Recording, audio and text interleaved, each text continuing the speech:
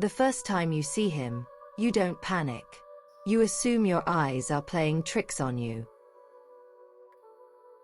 You're deep in the woods behind your house, tracing the same dirt path you've walked 1,000 times. It's quiet, but not peaceful. It's the kind of silence that feels like a held breath. The birds have vanished. The air is suddenly heavy, thick with the smell of wet earth and ozone. You stop because your skin feels too tight. That's when you see him. Standing between the gray trunks, 50 yards out, is a figure that shouldn't exist. He's too tall, a jagged, ink-black line against the autumn leaves. No face. No movement. Just a pale, smooth void staring back. You blink, desperate for it to be a trick of the light, but he remains. You turn and walk faster, but the woods have stopped feeling like home. You don't hear footsteps. That's the part that keeps you awake at 3 a.m., staring at the ceiling until your eyes burn. In every movie you've ever watched, there's a crunch of dry leaves, a heavy breath, or some kind of warning that something is behind you. But with him, there is only a terrifying, absolute silence. Every few steps, your neck muscles spasm, forcing your head around against your will. He's closer now. He hasn't walked. He hasn't run. He has simply redefined the space between you. Your heart is hammering against your ribs like a trapped bird, but your body is stuck in this weird, sluggish trance. You aren't screaming. You aren't running yet. You just feel studied. Like you're a bug pinned to a board, and he's just waiting to see which leg you'll move next. You reach for your phone, your thumb trembling over the glass, but it's vibrating with a violent, jagged rhythm that makes your palm go numb. It's not a call. It's not a text. It's just raw, digital static screaming through the speakers in a low, rhythmic pulse. When you try to open the camera, the screen smears into a mosaic of gray and white noise, the image warping until the trees look like they're melting. You look back up, eyes wide and stinging, and the space between the oaks is suddenly empty. The birds start chirping again. The wind returns. The woods pretend like nothing happened. But you don't feel the relief you're supposed to feel. You feel a hollow, cold ache in the center of your chest because you realize he didn't leave.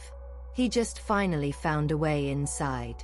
You try to scrub the memory clean, convinced that if you don't think about him, the connection will snap. But the silence from the woods followed you home. It's curled up in the corners of your ceiling now.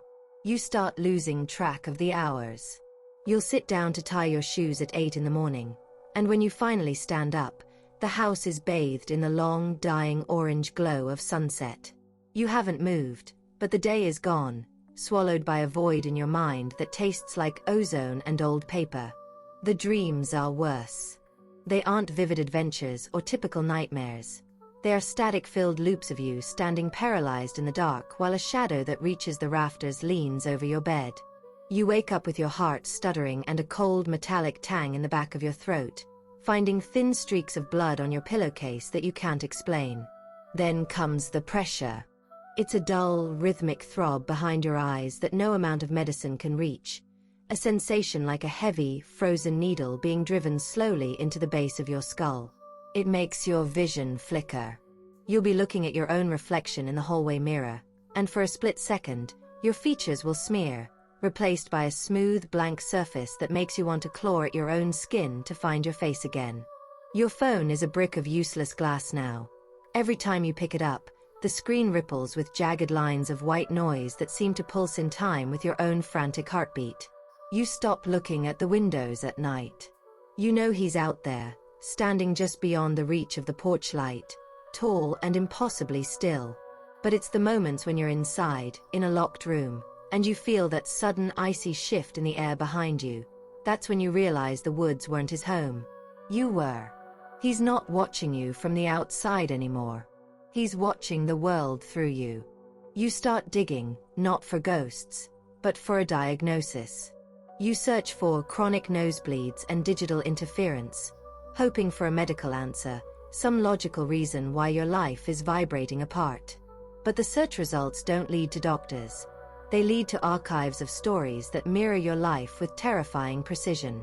You find people describing the same stretched time, the same buzzing in their teeth. They talk about the tall man or the operator, but then the name finally surfaces in a forum graveyard: Slender Man. Seeing the words written out feels like a physical blow. It's not a legend once you're the one living the symptoms. You see the pattern clearly now. The isolation, the obsession, the way he waits just out of sight until your mind is thin enough for him to walk through. It isn't a hunt. A hunt ends with a kill. This is more like an infection. You realize that everyone who saw what you saw followed the same path. They stopped sleeping, they stopped eating, and eventually they just stopped being. The name doesn't matter, but the pattern is a map of exactly where you're going. He doesn't have to catch you. He just has to stay in your peripheral vision until you're too exhausted to keep the door shut. That's when the fear stops being something you can run from and becomes something you breathe. You start to understand that this isn't a random haunting. You weren't just some unlucky hiker who stumbled into the wrong patch of trees. This was a targeted erosion. You look back at all the times you felt invisible, all the times you sat in the dark just to see if the silence would talk back, and you realize he didn't find you. You finally became loud enough for him to hear. You stop sleeping because the dreams have become more real than the waking world. When you're awake, you're just waiting to go back to that bone-white forest. You avoid mirrors entirely now, not because you're afraid of seeing him, but because you're afraid of seeing what's happening to your own eyes. There's a hollow, washed-out look to your skin, like you're being bleached from the inside out. You unplug everything in the house, the toaster, the clocks, the router, but the static doesn't stop. It's coming from inside your head now, a low-frequency hum that vibrates your molars and makes your thoughts feel like they're being broadcast over a dead channel. You realize that every instinct you ignored was a door you left unlocked. And now, the house is full. You'll be standing in the kitchen, and the air will suddenly turn cold and heavy, a physical weight pressing against your spine. You don't turn around. You don't have to. You know exactly how close those long, pale fingers are to the back of your neck. But the real horror, the thing that truly breaks you, isn't the proximity. It's the fact that you've stopped wishing he would leave. The fear has curdled into a sick kind of acceptance. You're not scared of the monster in the corner anymore. You're scared of how empty the room would feel if he actually disappeared. You make the mistake everyone makes when they're simply too exhausted to keep their head down anymore. It happens on a Tuesday night, something mundane. You're just sitting on the edge of your bed in the dark, holding your phone. The screen is black, a perfect, obsidian mirror. You didn't mean to look, but your eyes catch the reflection of the doorway behind you. There he is. He's not in the corner of your eye anymore. He's right there, his head nearly touching the top of the frame, his long, pale limbs angled like broken spider legs. You don't scream. You don't even flinch. You just stare at the dark glass, and in that moment of direct, acknowledged contact, the pressure in your brain, the migraine that has been crushing you for weeks, instantly vanishes. The silence that follows is deafening. You realize then that he wasn't waiting for the right moment to strike.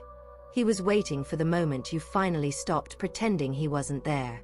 The lock has clicked, and the door is wide open now. It doesn't matter how long it's been since that walk in the woods. Time doesn't work the same way when the static is this loud. You probably think I'm still afraid, that I'm huddled under the blankets waiting for the end. But the truth is, the world outside this room has started to feel like a dream, thin and noisy and fake. Only the silence in the corner feels solid. I find myself standing by the window for hours, my arms hanging heavy, my back perfectly straight, just watching the trees. I'm not waiting for him to take me anymore. I'm waiting to see if there's actually any difference between us left for you to notice. I've stopped leaving the lights on. I've stopped checking the mirrors. I don't want him to leave, because I finally understand that he isn't standing behind me anymore. He's standing exactly where I am. I just wonder how long you'll keep listening before you realize there's no one left behind my eyes.